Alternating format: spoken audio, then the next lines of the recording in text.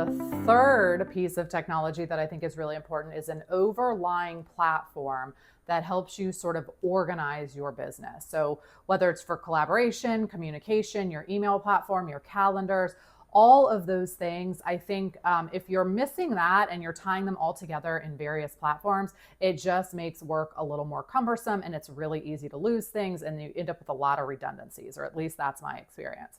For us, it took me a really long time. I had done file management through ShareFile, Citrix, Dropbox. I've had like every file managing platform over time that I could ever imagine.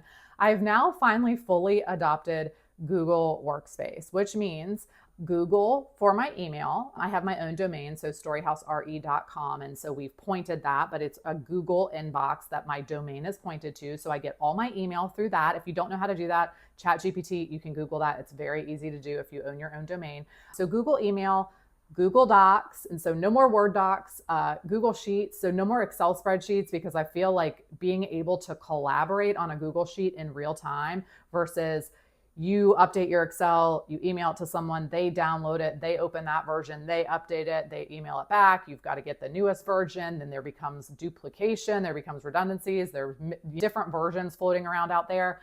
For us, we just decided we need to fully embrace the whole Google platform. So we use all Google products, Google email, it's a very low cost in the grand scheme of things. And Google Slides, you can use that instead of PowerPoint. It's a slightly easier, it's easier to manipulate. It, I think, has a little bit more in terms of options and functionality and customization than PowerPoint does.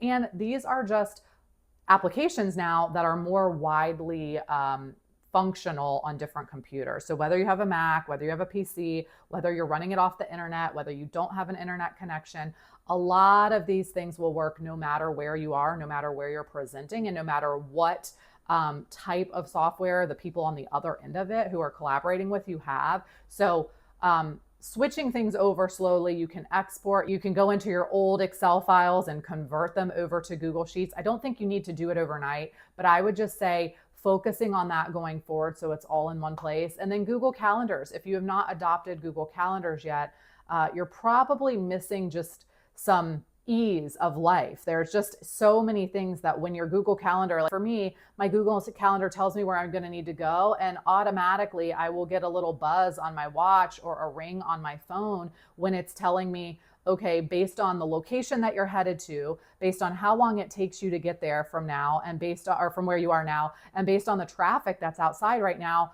my phone alerts me and sends me a little chime to say it's time to leave your office because traffic's backed up, it's a 20-minute drive, and you're supposed to be at your appointment in 35 minutes. So Google Calendar, just because it's so easy to toggle on and off calendars, it's so easy to subscribe to other folks' calendars, it's so easy to set up an appointment and invite other people and make appointment confirmations, just super easy. And you don't have to take a lot of effort to get them set up. I would just say a slow transition so that you're no longer setting things up in other platforms and starting to move over to Google. I think that that will probably make, for the average business owner, if you're sort of all over different platforms, I think that that will make the average business owner's life just a little bit easier and a little bit more seamless when it comes to working on different platforms and software. So that is number 3, the backbone, making sure that you have accessibility no matter where you are, so that whether you have phone service or not, you should be able to get to some of your favorite files, your most important files, certainly like a buyer contract, a seller contract, a listing agreement.